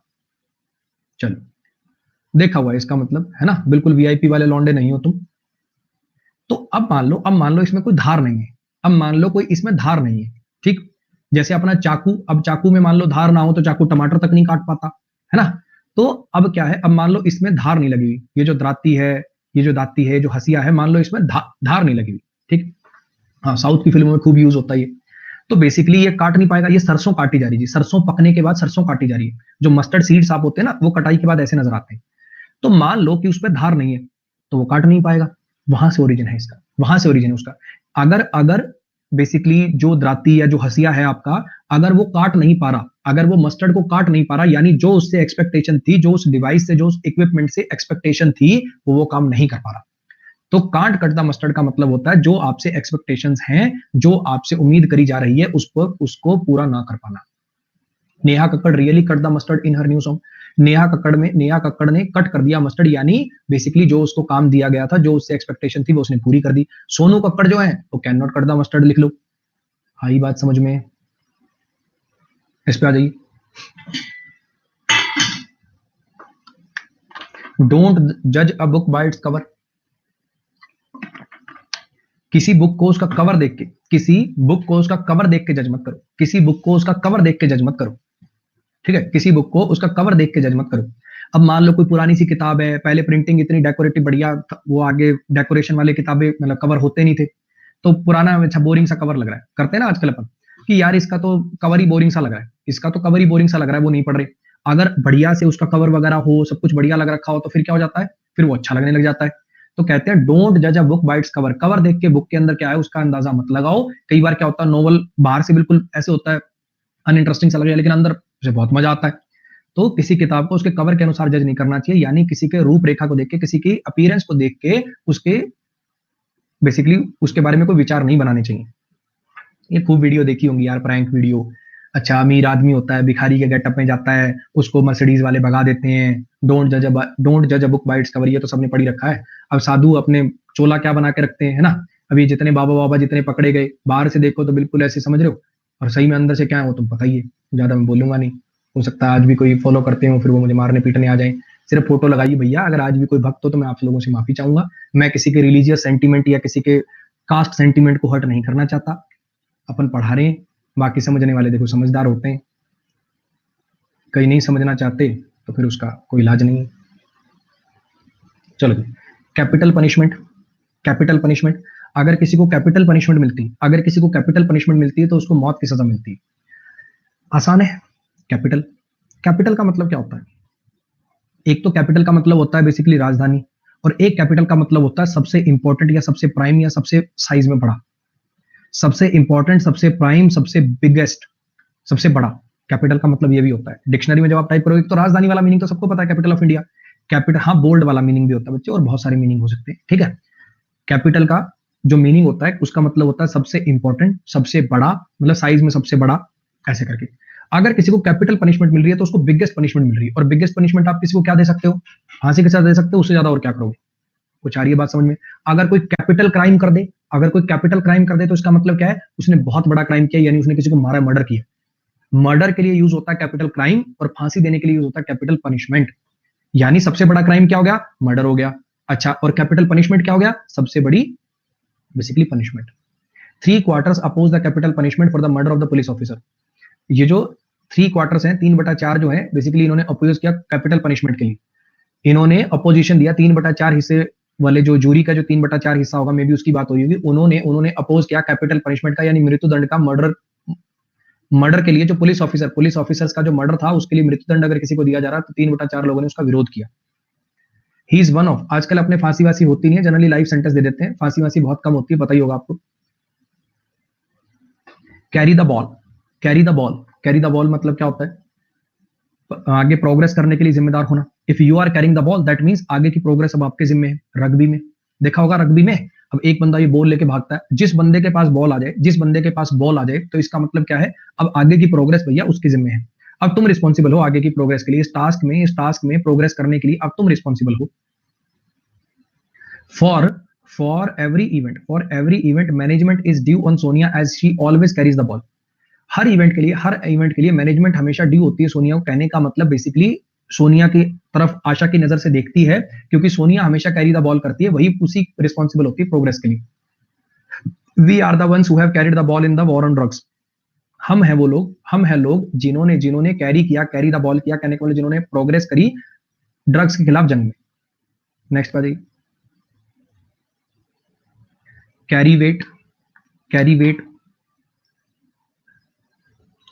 बात में वजन होना जानते हो? बात में वजन होना सुना होगा। अगर किसी की बात वेट कैरी करती है तो उस बात में वजन है, उस बात में दम है। अगर कोई पर्सन वेट कैरी करता है, अगर कोई पर्सन कैरी वेट करता है तो बेसिकली उस पर्सन की इमेज ऐसी है, या उस पर्सन का लेवल ऐसा है, उसका ओहदा ऐसा है कि उसका इन्फ्लुएंस है। इफ अ पर्सन और अ स्टेटमेंट कैरीज वेट, अगर किसी की कोई बात या कोई पर्सन कैरी करता है वेट को, तो कहने का मतलब उसकी बात में दम होता है, उसकी बात में भार होता है, उसकी बात में वजन होता है। टू बी कंसिडर्ड सीरियस और important enough to influence other people, जिसे सीरियस माना जाए, जिसे बड़ा गंभीरता से लिया जाए, और कोई चीज इतनी इंपॉर्टेंट मानी जाए कि जिससे दूसरे लोग इन्फ्लुएंस होते हैं। अब मान लो ये मीटिंग चल रही है, अब इसमें मोदी जी बैठे, मोदी जी की बात में वजन है, हाँ कि ना? इन पे लोगों को, इनकी बातों से लोग इन्फ्लुएंस होते हैं, इनकी बातों से लोग प्रभावित होते हैं। कुछ आ रही बात समझ में? The report is expected to carry considerable weight with administration. The report is, मैं फिर बता रहा हूं, मेरी क्लास में कोई पॉलिटिकल या रिलीजियस सेंटिमेंट्स को हर्ट करने की कोई बात नहीं है। अभी मोदी जी की तारीफ करी, और आगे राहुल गांधी का आएगा, उसमें उनकी मजाक उड़ा रहा हूँ, और पीछे जिन्होंने मेरी वोकैब की वीडियोस देख रखी है, मोदी जी की खूब धोता हूं मैं, है ना? तो जैसी फोटो मिलती है, जैसा दिमाग में जैसा आ जाता है। अब पता चले मैं राहुल गांधी की फोटो ढूंढ रहा था, इसमें कैरी वेट वाले में नहीं मिली, बेचारे की क्या करूं? उसकी बात में वजन नहीं था शायद, इसलिए फोटो नहीं होगी। तो ऐसे दिल पे ना लीजिएगा, ठीक है? ना मैं कोई पॉलिटिकल बात करना चाह रहा हूं, ना मैं कोई रिलीजियस सेंटिमेंट्स को हर्ट करना चाह रहा हूं। The report is expected to carry considerable weight on the administration. ये जो रिपोर्ट है, ऐसा एक्सपेक्ट किया जा रहा है कि ये कंसिडरेबल वेट कैरी करेगी, मतलब इसमें वजन होगा, इससे लोग इन्फ्लुएंस होंगे। कार्व आउट अ निश। अब ये आपको मैंने वर्ड पढ़ाया था पिछले वोकैब के बैच में। जिन बच्चों को याद है बताना क्या मतलब था इसका। इसका मतलब होता है अपने करियर का सबसे टॉप पॉइंट, सबसे ऊपर वाला पॉइंट। बेसिकली टॉप पॉइंट भी नहीं कहना चाहिए, अपने लिए सबसे सूटेबल चीज, टॉप नहीं कहना चाहिए इसको, अपने लिए सबसे सूटेबल चीज बेसिकली। अगर आप अपने लिए, अब समझना, कार का मतलब क्या होता है, देखो इसकी ना फोटो कहीं कुछ ऐसा मिल नहीं पाई जो इस मीनिंग को कन्वे कर दे। मैं आपके दिमाग में फोटो मैं बनवाता हूं। कार्व करने का मतलब क्या होता है? कार्विंग्स वर्ड सुना होगा। बेसिकली जैसे पुराने जमाने में दीवारों के ऊपर या गुफाओं के ऊपर ऐसे खुदाई करके कुछ लिखा होता था, उसको बोलते हैं कार्विंग करना, ठीक है? अच्छा, बेसिकली खुदाई करके कहने का मतलब तराश के, किसी चीज के ऊपर मेहनत करके अगर आप निश अचीव करते हो, तो बेसिकली उसका मतलब क्या होता है? अपने लिए कोई यूनिक रोल बना लेना, अपने लिए कोई यूनिक चीज बना लेना, कोई यूनिक भूमिका अर्जित कर लेना। फॉर एग्जाम्पल, ध्यान से समझना, मान लो कोई पर्सन है, उसने अपने टैलेंट को इतना निखारा कि अब उसने अपने लिए एक अलग ही लेवल बना लिया, अब उसने अपने लिए एक विशेष भूमिका बना ली है। कुछ आ रही बात समझ में? जैसे कंपनी है, फॉर एग्जाम्पल आप किसी कंपनी में काम करते हो, ठीक है? उस कंपनी में वैसे आपकी पोजीशन कोई इतनी इंपॉर्टेंट नहीं थी, वैसे आपका कोई पोजीशन इंपॉर्टेंट नहीं था, लेकिन आपने अपनी स्किल्स को इतना ज्यादा आगे कर लिया कि अब पूरी कंपनी लगभग आप पे डिपेंडेंट है। अगर आप छोड़ दो तो कंपनी लॉस में चली जाएगी। तो कार्व आउट निशे का मतलब होता है बेसिकली अपना कोई यूनिक रोल एस्टेब्लिश कर लेना, अपने लिए कोई विशेष भूमिका अर्जित कर लेना, मेहनत करके, स्किल डेवलप करके। He hopes to carve out niche for himself as leading researcher in the field of study. वो अपने लिए एक यूनिक रोल डेवलप करने की कोशिश कर रहा है in the field of study. Next भाई, casting pearls before swine. Cast करने का मतलब बेसिकली यहाँ पे किसी को देना, किसी को प्रेजेंट करना। कास्ट का बेसिकली मतलब होता है यहाँ पे प्रेजेंट करना। कास्ट का बेसिकली मतलब है यहाँ पे प्रेजेंट करना, ठीक है? कास्ट का मतलब है प्रेजेंट करना। और स्वाइन का बेसिकली वैसे तो मतलब सुअर होता है, लेकिन स्वाइन को यहाँ पे यूज किया बेवकूफ आदमी, जिसको कदर ना हो। बेसिकली किसी के आगे कास्टिंग पल्स का मतलब होता है किसी को कोई ऐसी चीज देना, किसी को कोई वैल्यूएबल चीज देना, बेसिकली जिसको उसकी कदर ना हो। अब जैसे इसको कैसे याद करोगे? अब ये बेसिकली लेके गया इसके लिए पल्स, है ना? इसके लिए हीरा लेके गया, लेकिन इसको बावली को कदर ही नहीं, इसको उसकी कदर ही नहीं। यानी बेवकूफ आदमी को, बेकदरे आदमी को कोई चीज देना, अब इसको इसकी कदर ही नहीं है, भाई की कोई कदर ही नहीं है इसको, ये अपने एटीट्यूड में, अपने स्वैग में, मैं ही हूँ हीरोइन, है ना। तो बेसिकली क्या है, वो बंदर क्या जाने अदरक का स्वाद, और ये इस टाइप के काफी सारे चलते हैं। कास्टिंग पर्ल्स बिफोर स्वाइन, यानी इसको ऐसे याद कर लो, ये वाली फोटो आपके दिमाग में रहेगी। पर्ल्स कहता है हीरे। अब ये हीरो का हार या कोई हीरे की बनी अंगूठी, है ना, मोती, सॉरी पर्ल्स होते हैं मोती, मोती से बनी हुई कोई अंगूठी लेके गया। अब ऐसे याद कर लो, चलो देखो ऐसे याद करो। अब ये बहन जी कह रही है, ये बहन जी कह रही है कि मुझे तो डायमंड की रिंग चाहिए। मेरी सहेली के बॉयफ्रेंड ने उसको डायमंड की रिंग दी, मेरी सहेली के बॉयफ्रेंड ने डायमंड की रिंग दी है। ये उस डायमंड से भी महंगा कोई बड़ा ना, बड़ा बड़ा ही मतलब और ज्यादा महंगा एक मोती से बनी हुई अंगूठी लिया है। ये मोती से बनी हुई अंगूठी लिया है, लेकिन इस बेवकूफ को कदर ही नहीं, इस बावली को पता ही नहीं है कि ये उससे महंगा है। इसको ऐसा लग रहा है वो 5 रुपए वाला फेक लाया होगा। ये बेचारा अपना सब कुछ घर बार बेच बूझ के सिर्फ इसकी इच्छा पूरी करने के लिए महंगी अंगूठी के चक्कर में मान लो ये पल लेके आया, मोती लेके आया। तो कास्ट करना, बेसिकली गिफ्ट करना, पर्ल्स गिफ्ट करना एक बेवकूफ को, अब मुझे लगता है याद हो गया होगा। I am afraid you are casting pearls before swine with your advice, he won't listen. मुझे डर है कि तुम बेसिकली, मुझे ऐसा लगता है कि तुम एक बेवकूफ आदमी के आगे बीन बजा, जैसे होता है भैंस के आगे बीन बजाना, है ना, किसी बेवकूफ आदमी के लिए मेहनत कर रहे हो, क्योंकि मुझे नहीं लगता कि वो तुम्हारी एडवाइस लेगा, वो तुम्हारी बात सुनेगा। कैटनैप, कैटनैप, बिल्ली की तरह सोना, अ वेरी शॉर्ट स्लीप। बहुत सारी खूब वीडियो देखी होंगी, बहुत सारी खूब वीडियो देखी होंगी, एकदम से बिल्ली ऐसे ऐसे करके उठती है, एकदम से ऐसे, देखा ये बिल्ली जो होती है वो छोटी छोटी छोटी छोटी इकट्ठा लंबी नहीं सोती, वो छोटे छोटे पार्ट में सोती है। वहीं से ईडीएम ओरिजिन हुआ है कैटनैप, मतलब थोड़ी सी देर के लिए सोना, छोटी छोटी नींद लेना, टुकड़ों में नींद लेना, झपकी लेना। Thomas Edison was famous for his ability to catnap anywhere. Thomas Edison जो था वो फेमस था, उसकी एबिलिटी थी कैटनैप लेने की, मतलब कहीं भी थोड़ी देर के लिए सो लेता था। Dead in water, dead in water, इस ईडीएम का मतलब समझना, डेड इन वाटर, इस ईडीएम का मतलब समझना।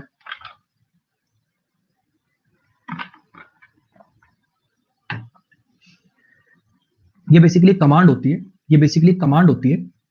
जैसे होता है ना, आपने सुना होगा मे डे मे डे मे डे, है ना, वो बेसिकली किसी और लैंग्वेज का वर्ड है। मई डे से मतलब, डे का मतलब वहां दिन नहीं है, मे डे एक और लैंग्वेज का मतलब है, जिसका मतलब होता है हेल्प हेल्प हेल्प, बेसिकली हमारी हेल्प करो। तो ऐसे ही एक कमांड होती है, ये बेसिकली एक एक्सप्रेशन है। अगर मान लो ये, जैसे ये तुमने पता होगा कि कश्ती के ऊपर ये क्यों लगाए जाते हैं, कश्ती के ऊपर ये क्यों लगाए जाते हैं, ताकि हवा इनके टकराएगी और ये हवा की मदद से ऐसे चलेंगे, ठीक है। जिस डायरेक्शन में हमें जाना होता है, जिस डायरेक्शन में हमें जाना होता है, ऐसे ही इनको ऐसे घुमा दिया जाता है। हम अपनी सही डायरेक्शन में जाते हैं, लेकिन हवा का यूज करते जाते हैं, हवा का यूज करते जाते हैं। अब मान लो हवा ही ना चले, मान लो हवा ही ना चले, बिल्कुल पानी भी एकदम ऐसे प्लेन है, बिल्कुल पानी भी ऐसे प्लेन है और हवा भी नहीं चल रही, तो कश्ती वहीं की वहीं रुकी रह जाएगी, कश्ती वहीं की वहीं रुकी रह गई, है ना। इसको बोलते हैं डेड इन वाटर, इसको बोलते हैं डेड इन वाटर। जैसे डेड, अगर कोई चीज डेड हो जाती है, अगर कोई चीज मर जाती है तो मूवमेंट नहीं कर पाती। अगर कोई कश्ती डेड इन वाटर हो जाती है, तो कहने का मतलब वो कश्ती चल नहीं पाती, वो कश्ती चल नहीं पाती, मूवमेंट नहीं कर पाती, कोई प्रोग्रेस नहीं कर पाती। जैसे मैसेज भेजते थे ना, फॉर एग्जांपल जैसे मैसेज भेज रहे हैं कोई पेजर या किसी चीज से मैसेज भेज रहे हैं, वो जो मोर्स कोड से या वायरलेस से या जैसे भी, तो वहां पे बोलते थे कि we are dead in water. We are dead in water का मतलब हम प्रोग्रेस नहीं कर पा रहे, हम आगे पानी में मूवमेंट नहीं कर पा रहे हैं। वो किसी भी कारण से हो सकता है, आपके ये कपड़े से ये सेल जिसको बोलते हैं ये खराब हो गई, आपका इंजन खराब हो गया। डेड इन वाटर का मतलब होता है बेसिकली वाटर में आगे मूवमेंट ना कर पाना, बेसिकली आप पानी के अंदर मर गए, कहने का मतलब स्टिल हो गए, इधर उधर कहीं जा ही नहीं पा रहे। जैसे जो आदमी जिंदा होता है, छटपटाता है, हाथ होती इधर उधर करता है, डेड का मतलब मूवमेंट खत्म हो जाना। चलो जी नेक्स्ट पे आ जाओ। So how does a government revive an economy that is dead in water. तो बताओ जी, ये जो गवर्नमेंट है ये कैसे रिवाइव करेगी एक इकोनॉमी को जो कि डेड इन वाटर है, कहने का मतलब स्टैग्नेंट हो गई, जिसमें कोई प्रोग्रेस नहीं आ रही है। डीप पॉकेट्स, डीप पॉकेट्स का मतलब होता है बेसिकली बहुत अमीर होते हैं। ये आपने एक्सप्रेशन सुना होगा, जैसे वकील वगैरह नहीं होते जो वकील वगैरह होते हैं जानबूझ के केस खींचते रहते हैं, जानबूझ के केस खींचते रहते हैं। जब इन्हें लगता है ना, जब इन्हें लगता है कि इस आदमी के पास तो बहुत पैसा है, उनकी जेबें गहरी हैं, उनकी जेबें गहरी हैं का मतलब खूब अंदर तक पैसा है उनके पास, बहुत ज्यादा किसी के पास पैसा है, हाँ कि ना। तो कहने का मतलब बेसिकली अगर किसी की जेबें गहरी हैं, बड़ी जेब है किसी की, दैट मींस उनके पास खूब पैसा है। If somebody has deep pockets, that means he has a lot of money, he has a lot of money. anyone who tries to save the company will need deep pockets। जो भी इस company को बचाने की कोशिश करेगा उसे deep pockets की जरूरत पड़ेगी, मतलब खूब पैसे की जरूरत पड़ेगी। Do a good turn, do a good turn का मतलब होता है बेसिकली किसी की मदद करना। डू अ गुड टर्न का मतलब होता है टू हेल्प समवन, किसी की मदद करना, ठीक। जैसे जैसे अपन बोलते हैं ना, भैया जो मैंने तेरे लिए किया अब तेरी टर्न है, अब तेरी टर्न है, अब तेरी बारी है, ठीक है। तो डू अ गुड टर्न का मतलब बारी में कोई अच्छा काम करना, जब आपकी बारी आई तो आपने कोई अच्छा काम किया, किसी की मदद करना। जैसे अपन कहते हैं ना, मुझे क्या मिलेगा बदले में, तू क्या करेगा रिटर्न में, तेरी टर्न में, उसने आपके लिए जो करना था कर दिया, अब आप अपनी टर्न में कोई अच्छा काम करें, डू अ गुड टर्न, करना एक बदले में कोई अच्छा काम, ठीक। If you do someone a good turn, they are much more likely to help you out in future. अगर आप किसी को गुड टर्न करोगे, यानी कोई अच्छा काम करोगे, तो बहुत बहुत चांसेस है कि वो फ्यूचर में आपकी मदद करेंगे। क्लियर है इतनी बात? जल्दी से कॉपी पेन उठाओ, गोली की रफ्तार से जल्दी से कॉपी पेन उठाओ। अब मैं क्या करूंगा, अब मैं ईडीएम बोलूंगा और आप स्कोर मुझे बताएंगे कि लास्ट में कितने याद है। फोटो वोटो कुछ नहीं दिखा रहा, अब मैं सिर्फ ईडीएम बोलूंगा, देखते हैं आपके दिमाग में कितने बैठे, देखते हैं आपके दिमाग में कितने बैठे। जल्दी से जिनके पास कॉपी पेन नहीं है, कॉपी पेन उठाओ। एक सेकंड में वॉशरूम जाके आया, कॉपी पेन उठाओ, फिर मैं ईडीएम बोलूंगा और देखते हैं तुम्हारे दिमाग में याद आ रहा है क्या, उसका मतलब क्या था।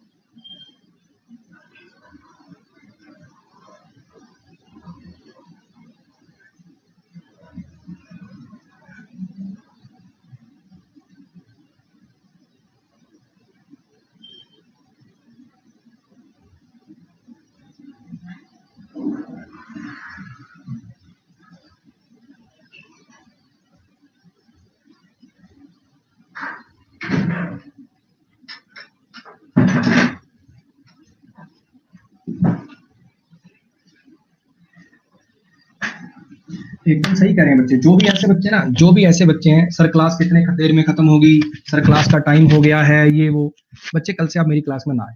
मेरा जब तक मन करेगा तब तक मैं पढ़ाऊंगा, आपको वीडियो देखनी हो तो देखो, नहीं तो अपना बंद करो, निकलो यहाँ से, ठीक है। टीचर मैं थोड़ा सा टेढ़ा हूँ, थोड़ा ब्लंट बोलता हूँ, ज्यादा लीपा पोथी करने हो मेरा बाबू। हाँ बच्चे अभी खत्म हो जाएगी मेरा बाबू, वो मेरा सोना अभी खत्म हो जाएगी मैं बाबू, हाँ अभी खत्म करने वाली हूँ। वो सब यहाँ नहीं होगा, रगड़ दूंगा मैं अगली बार, ध्यान रखना। ब्लॉक करके सब्सक्रिप्शन खत्म कराऊंगा, वो अलग। थोड़ा टेढ़ा है सिस्टम, बस की वो तो झेल लेना। मेहनत दिखेगी, मेहनत दिखेगी फुल, लेकिन उस मेहनत के बदले में आपसे भी सिंसियरिटी एक्सपेक्टेड है। मजाक करने, टाइम पास करने वाले मेरे बैच में ना आए, धोए जाएंगे गंदी तरह। चलो आओ, करो शुरुआत। A man of spirit, a man of spirit, a man of spirit, courageous आदमी है ना। स्प्राइट पी के उसके अंदर करेज आ गई, ये कोल्ड ड्रिंक वगैरह पी के बड़ा दम आ जाता है, full of life, full of confidence. A month of Sundays, a month of Sundays, a month of Sundays. जो याद आते जाए टिक करते जाना, जो नहीं याद आ रहे वो क्रॉस करते जाना। देखना फिर मुझे बताना लास्ट में 30 में से कितने याद हुए। मंथ ऑफ संडेज मतलब बहुत लंबा टाइम। अगर मैं तुझे पूरा महीना संडे का भी दे दूंगा ना तो भी नहीं तू कर पाएगा, मतलब इतना लंबा टाइम भी दे दूंगा तो भी तू नहीं कर पाएगा ये काम। अ मूट पॉइंट, अ मूट पॉइंट, अ मूट पॉइंट या मूट क्वेश्चन, कोई ऐसी चीज, कोई डिस्प्यूट का मुद्दा। A picture is worth 1,000 words, a picture is worth 1,000 words, a picture is worth 1,000 words. Basically एक जो तस्वीर होती है, पिक्टोरियल रिप्रेजेंटेशन अगर किसी चीज का कर दिया जाए तो वो शब्दों से कहीं ज्यादा मीनिंग कन्वे करता है। A red rag to a bull, a red rag to a bull, a red rag to a bull. किसी को उकसाना, प्रोवोक करना, किसी को गुस्सा दिलाना, छेड़ देना। Back someone up, back someone up, back someone up. कि किसी को सपोर्ट करना, किसी को बैक करना, किसी की मदद करना। बैक आउट कर लेना, बैक आउट, बैक आउट। अपनी बात से, जबान से मुकर जाना, पीछे हट जाना। Back to square one, back to square one, back to square one. जहां से शुरू किया था वहीं पहुंच जाना, फर्स्ट स्टेज पे पहुंच जाना। Back to the drawing board, back to the drawing board, back to the drawing board. Complete failure, बुरी तरह से फेल हो जाना, यानी वापस शुरू करना पड़ेगा। Back to the drawing board का मतलब किसी चीज का बुरी तरह से फेल हो जाना।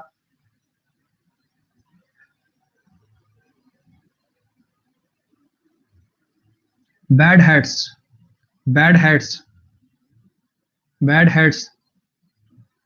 बुरी टोपियां, यानी ये लंबी वाली जो टोपियां होती थी, बैड कैरेक्टर के लोग पहना करते थे इनको। He is a bad hat मतलब कैरेक्टर बुरा है उसका। The ball is in your court, ball is in your court. कहने का मतलब अब आगे का डिसीजन आप पे है, आगे का डिसीजन, आगे की बात अब तुम पे है। हमने जो करना था कर दिया, अब डिसीजन लेने का, स्टेप लेने का टाइम तुम्हारा है। बनाना ऑयल, बनाना ऑयल, बनाना ऑयल, नॉनसेंस बात, जिसका कोई सिर पैर ना हो, जिसका कोई रियलिस्टिक एग्जिस्टेंस ना हो। Bark is worse than the bite, bark is worse than the bite, bark is worse than the bite, bark is worse than the bite. गरजने वाले बादल बरसते नहीं है, मतलब जब वो भौंक रहा था तो ऐसा लग रहा था कि पता ही नहीं क्या कर देगा, लेकिन जब उसने काटा तो बिल्कुल दर्द ही नहीं हुआ, है ना। मतलब भौंकने से ऐसा लग रहा था पता नहीं क्या कर देगा, शुरुआत में ऐसा लगे कि पता नहीं क्या कर देगा, लेकिन वैसे कोई दम ना हो जिस बात में। गरजने वाले बादल बरसते नहीं, bark up the wrong tree, bark up the wrong tree, bark up the wrong tree. किसी गलत आदमी पर संदेह करना, किसी गलत आदमी या गलत चीज पर संदेह कर लेना। Batten down the hatches, batten down the hatches, batten down the hatches. आने वाली मुसीबतों की तैयारी कर लेना, डिफिकल्ट सिचुएशन के लिए खुद को प्रिपेयर करना। Be a dab hand eight something, be a dab hand eight something, be a dab hand eight something.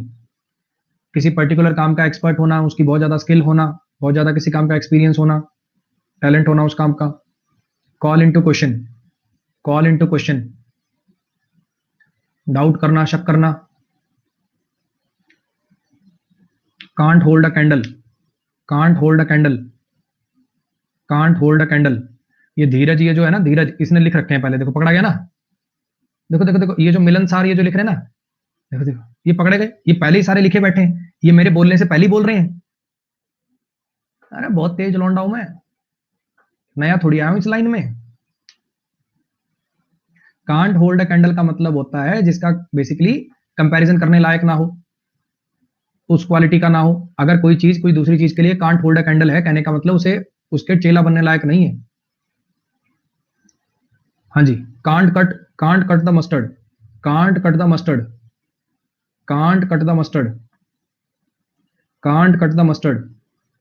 जो आपसे एक्सपेक्टेड था काम, उसको काट ना पाना। जैसे वो धराती मस्टर्ड को नहीं काट सकती तो मतलब कोई काम की नहीं है, यूजलेस है। काट दे तो इसका मतलब उसने काम कर दिया, जो उसे सोचा गया था, जो उससे एक्सपेक्टेड था वो काम कर दिया। कम out of the shell, come out of the shell, come out of the shell. Comfortable feel करना, फ्रेंडली हो जाना।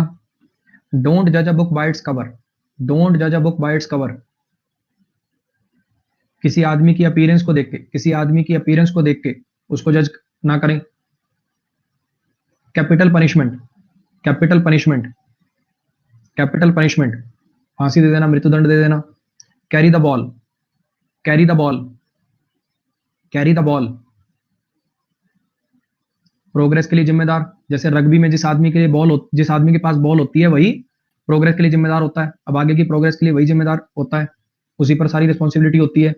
तो रिस्पॉन्सिबल होना for progress. Carry weight, carry weight, carry wait.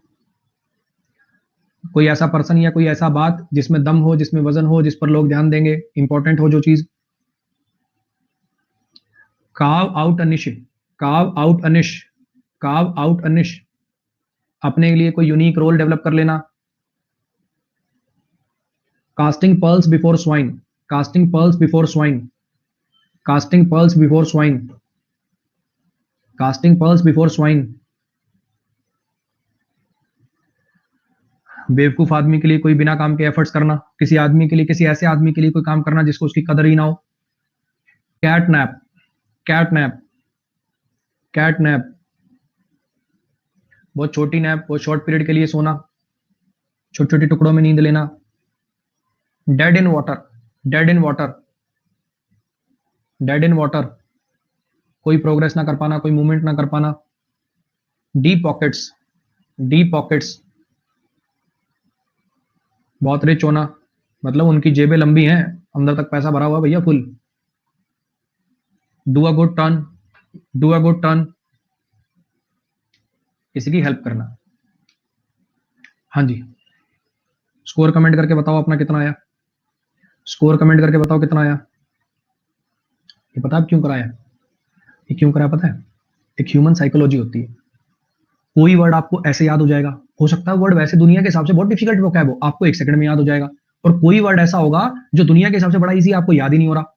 यही सेम इडियम, यही सेम फ्रेजल और हर वोकैब का यही सीन है। अब किसी को जो इडियम याद नहीं हुए, किसी को कोई 3 नहीं हुए, किसी को कोई 5 नहीं हुए, वो वाले आपको खास करके आज रिवाइज करने, वो वाले आपको खास करके आज ही रिवाइज करने। समझ में आया क्या बोलना चाह रहा हूँ? कि इसीलिए लास्ट में रिवाइज कराया। और जिन बच्चों को, जिनकी आज पहली क्लास थी, जो पुराने आ रहे हैं उनको तो पता ही है, जिन बच्चों को इन स्लाइड्स में मेहनत दिखी हो कि इस पर्टिकुलर से रिलेटेड फोटो छांटना, इस पर्टिकुलर से रिलेटेड नेमोनिक्स बनाना, इस पर्टिकुलर ईडीएम के ओरिजिन पढ़ना, इसके पीछे कितने एफर्ट्स हैं एक क्लास के पीछे, जो बच्चा समझ पाया हो और जिसको पढ़ के मजा आया हो, ये आपके बैच का लिंक है, AVS10 मेरा कोड है, अपने दोस्तों के साथ शेयर कर सकते हो। ठीक, वोकैब के बैच में ऐसा कुछ नहीं कि एक क्लास छूट गई तो अगली का क्या होगा, शेयर कर सकते हो भाई। ठीक है, और फिर बता रहा हूं, जो इससे पीछे वोकैब का मेरा 1 महीने का बैच अभी खत्म हुआ है, 19 मई को शुरू हुआ था, वो 19 मई टू 19 जून चला था। उसमें जो वर्ड कराए बच्चे वो रिवाइज नहीं कर, मतलब रिपीट नहीं करूंगा मैं। आपके अलग वर्ड हैं, उसके अलग वर्ड हैं, दोनों कर लो, कम से कम 2-1 हजार वर्ड आपके क्लास में ही तैयार हो जाएंगे। ठीक है जी, आज के लिए गुड नाइट। मेरे प्रोफाइल पे जाओगे तो मिल जाएगा आपको। आज के लिए गुड नाइट, मिलेंगे अपनी अब कल की क्लास के अंदर। अगर आपको क्लास में दम लगा हो, मजा आया हो, मेहनत दिखी हो, तो ये कोड शेयर कर सकते हैं। और जो मुझसे ग्रामर पढ़ना चाहते हैं, कंप्लीट कोर्स करना चाहते हैं, बच्चे 14 जुलाई का वेट करो, 14 जुलाई का। उससे पहले पुराने बैचों में मत घूमना, कोई मजा नहीं आएगा। ये क्लास लगा लो, लिखित में दे रहा हूं, 4 क्लास लगा लेना और जीवन में किसी और से पढ़ के दिखा देना। ओपन चैलेंज दे रहा हूं, लेकिन आना बिल्कुल पहली क्लास से, बिल्कुल पहले सेंटेंस से। ठीक है जी, बाकी मेरा फीडबैक आप बच्चों के कमेंटों से, फिर मेरे यूट्यूब वीडियो पे कमेंटों पे आप देख सकते हो। आज के लिए गुड नाइट। अब थोड़ा रुक जाना। वीडियो अच्छी लगे तो लाइक, शेयर और सब्सक्राइब करना मत भूलना। याद तो रहेगा ना? चलो चलते हैं, बाय।